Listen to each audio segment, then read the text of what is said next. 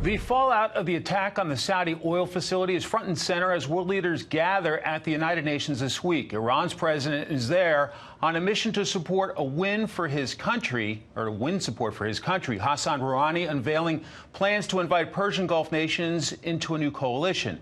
At this time, there is no planned meeting between President Trump and Rouhani. With Iran's Rouhani coming to town, the stage is set for a possible showdown between world leaders. Let's turn to State Department spokesperson Morgan Ortagus. Morgan, it's great to see you. Thanks. Great to be back. Before we get to that, the Washington Post is out with a story tonight saying President Trump ordered a hold on military aid days before calling the Ukrainian president. Officials say, it goes on to say, ordering acting White House Chief of Staff Mick Mulvaney to hold back close to $400 million in military aid for Ukraine. Is that accurate? Well, first of all, we'll let the White House speak for the president's interactions and conversations. I think it's important to note what Secretary Pompeo said on Sunday on the Sunday shows. He reiterated the fact that it is the Trump administration that has provided aid to Ukraine. Meanwhile, during the Obama administration, they sent blankets and good wishes. Ukraine has been facing Russian aggression for quite some time, and it's the Trump administration that is working to thoroughly counter the Russian threat that the Ukrainians face. Iran's foreign minister raising the possibility of a new nuclear agreement with President Trump. Let's listen. We are prepared. If President Trump is serious about permanent, peaceful nuclear program in Iran and permanent monitoring of Iranian nuclear facilities. Your reaction, Morgan? Well, let's talk about the facts of where we are. As Secretary Pompeo has laid out for the past week before he went to Saudi Arabia and UAE, Iran committed an unprecedented attack against their neighbor, Saudi Arabia. And it's important to note that Secretary Pompeo was right.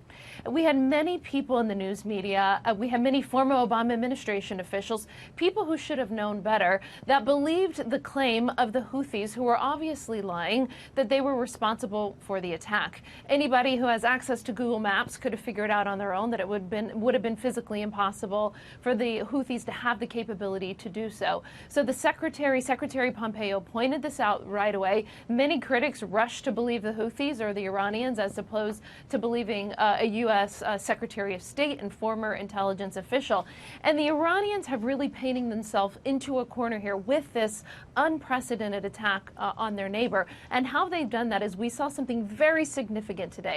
What we call the E3, UK, Germany, and France today put out a statement that said that they believe that Iran is responsible for this attack in Saudi Arabia. And what's even more important, something that we have been talking about for the past year in this administration, since Secretary Pompeo came to the office, we've been talking about why the JCPOA was not a good deal. And it's not just because it did actually provide a pathway for the Iranians to get a nuclear weapon, but because the JCPOA did not address the malign activity by the Iranians in the region, and the JCPOA did not address their ballistic missile activity either. So the E3, UK, Germany, and France were very grateful today. Not only said that Iran was responsible, they said in a new deal that we are going to have to confront Iran's behavior in the region. We're going to have to look at a longer-term nuclear negotiation, and we're going to have to look at their ballistic missile production. This is something that we have wanted our friends and allies to be on board with us for quite some time.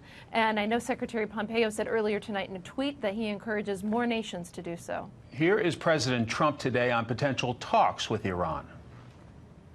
I don't think we need a mediator. He's a friend of mine, but we're not looking for any mediators. They know who to call. Do you expect conversations on the sidelines up there at the UN? That's certainly up to the president to decide. I would remind you that Abe of Japan asked President Trump if he could go to Iran and try to negotiate and sort of be a go-between between the two. And while he was there, how did the Iranians respond to the diplomacy of Abe? Well, they attacked a Japanese flagship.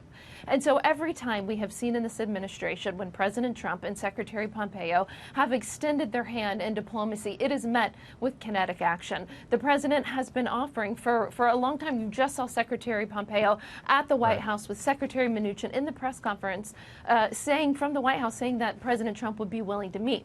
How did the Iranians respond to that? They took 60% of the oil capacity in Saudi Arabia off the market. So we have called for peaceful resolution. We've called for diplomacy. And every time we are met and our allies are met with kinetic action by Iran, their responsible behavior is coming home to roost this week. State Department spokesperson Morgan Ortagus, thanks so much for your time. Thanks, Mike.